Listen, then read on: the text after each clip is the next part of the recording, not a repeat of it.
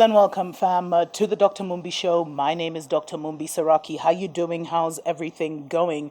I really do pray that you are well, fam, in all your ways, and that you are living your best life. Thanks to every single person that has subscribed to the channel. Go ahead and subscribe if you haven't already. Thanks to all those that support us through our our PayPal and our Patreon accounts. Really appreciate, love you. Over 800 Patreon supporters. Oh, so grateful, fam. And there's many things that are going to be coming. Kenya, we've been put in another, well, we've been given, things are kind of still locked down, curfew, nationwide curfew, etc., etc. But the reason I'm here today is because it's not business as usual in Africa, and I've been telling you guys that for a long time, and now there's proof. A couple of months ago, there was the Prime Minister of Lesotho, and Lesotho is basically a tiny Southern African nation, and surrounded by South Africa in the Southern African region. Anyway, I'm just joking. And the 80-year-old, his name is Thomas Tabane. He was actually the Prime Minister of Lesotho. 80. What can he be telling our country? But anyway, he was actually indicted in the murder of his former wife, together with the First Lady, Messiah. That's her name, Messiah Thabane, who had actually even slept in a police cell. And this has been hounding the Prime Minister for months. And it just shows you it's not business as usual in Africa. And some of these big men, big names in Africa, whether they're big in religious terms, whether they're big because they're leaders, they're ministers, they're this, they're that, they're the ones who are gonna fall. Because it's not even, it's not even us who are responsible, but the ancients are back.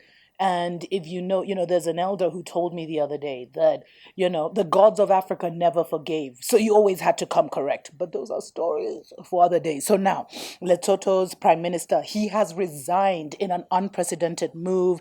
And this basically clears the way for him to be formally charged with the death of his wife. And I mean, when you read the details, it's really sad. So what happened is that so he had been married to his former wife.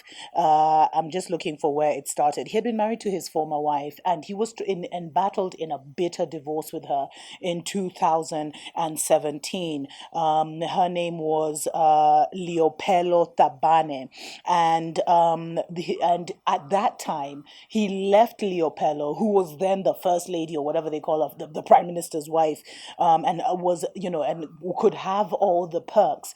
And they were embattled in a very bitter divorce because I think Leopoldo didn't want to grant him a divorce, whatever the story. Anyway, then Tabane's current and third wife, Messiah Tabane, she actually moved in to his house, and when he was inaugurated prime minister, he went with her. Can you imagine? And she is almost, she's 42 years old, so she's almost 40 years his junior. But I guess, age ain't nothing but a number for some. And she's actually been accused of being involved in the killing of, the Lipolelo. Sorry, these names, Lipolelo, may her soul rest in peace. And what happened is that they allegedly, some gunmen were hired, and she was shot, pure assassin level. She was shot, and then later on, when they started looking,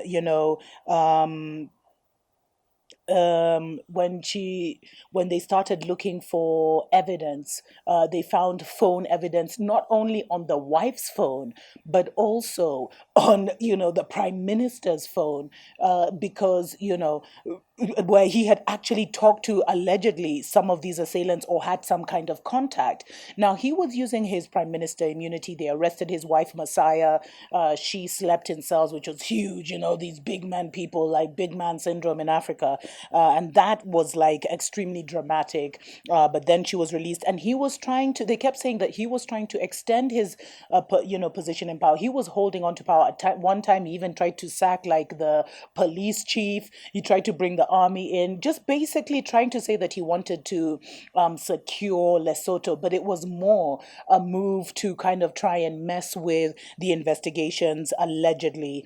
And his wife has already been charged with the murder murder. So I'm telling you, it's not business as usual in Africa. These are some of the people who would be, who would be untouchables.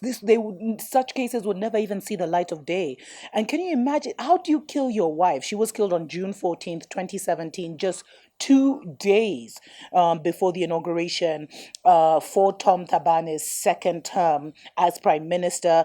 And then, I swear, these people are so cold-blooded. He actually had the nerve to attend the inauguration with his third wife, 40 years his junior. And then less than 2 months after the murder of his former wife, he actually ended up marrying Messiah. And, you know, it's crazy because, I mean, if you even look at this, so apparently Tabane's first wife, she was 79. She died the same morning of the wedding.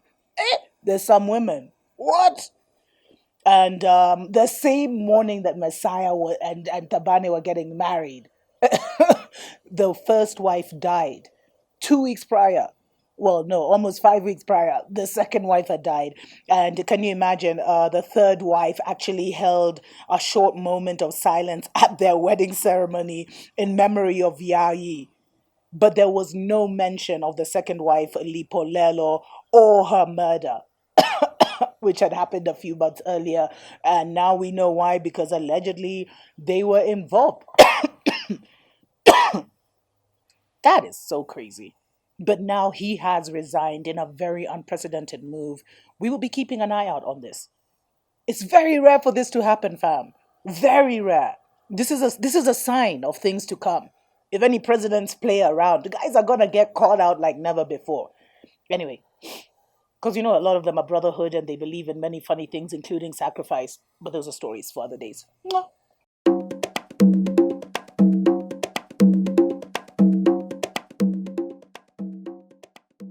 Black people spend, on average, $2 billion a year on Air Jordan, $4 billion a year on liquor, $1 billion a year on fast food. You saw what just happened with Popeyes. $40 million in a matter of hours. Yes. And we weren't even paid for that. Black women spend almost $20 billion a year on hair care and beauty products. But yet, there's not a black community in the United States I can go to where you can show me a black community that has all 4 of the essential institutions, which are a bank, a school, a supermarket, and a hospital. A bank to invest in the people, a supermarket to feed the people, a school to teach the people, and a hospital to save the people. How does a $2 trillion people, that's what we are, the richest group of Africans in the world, the 10th richest nation on the planet, there's only 9 groups of people who bring home more take-home pay than African Americans do. And we don't have an independent community. There's 2 reasons for that. Number 1, slavery destroyed our desire to control our destiny. That's number 1. Yes. And after slavery destroyed it, religion came in and glorified the fact that we wanted no control over our destiny by saying you need not worry about building a nation. Just pray and God will take care of it. The problem with religion is not the religion. It's how Negroes who come in the name of Jesus and Muhammad teach it to politically uneducated black folks. There's nothing wrong with the Bible. There's nothing wrong with the Quran, but there's cowards in charge who don't want to use those books to wake black people up, so they rather put us to sleep. You see?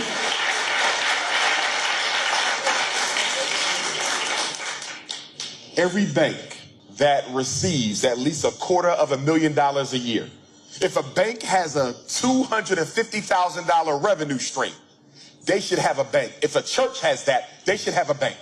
If your church with at least $250,000, you must have a bank for 2 reasons. You bring in enough revenue to invest in us to the point where every black person in Pontiac should have their own business. No black woman should ever have to work for a white man in her life. when you got black churches bringing that type of money in. You see? But they don't. So because the black church don't have a bank of their own, that means their money goes into a white bank. So on Sunday, you donate to church. They take your money, your black Jesus money, and put it in a white devil's bank. And then the white devil, stay with me, will take black people's Jesus money, and they will give it to other white devils to come into Pontiac and buy up your neighborhood and push you out with your own money. You see? Okay? He's preaching tonight, isn't he? I'll end with this. My biggest problem with black religion, I don't care which one you name, Okay. they all dysfunctional. My biggest problem with black religion is they teach us that we have to die to experience heaven. Okay. But the Chinese got his heaven right now. And the Arab got his heaven right now. And the Jew got his heaven right now. And the East Indian got his heaven right now. So why can everybody else have heaven now, but I can only get mine after I die? Oh my God. So for me, I'm going to get to heaven now. Okay. And I'm going to get to heaven during my life. And I'm going to get to heaven for my babies, or I'm going to die trying. See, Okay. the black man and woman have not made up their mind that they don't want to be slaves anymore. Frederick Douglass says something very prophetic. Frederick Douglass said, they didn't free us. Frederick Douglass said, they did not free us. They simply took the collars off and let us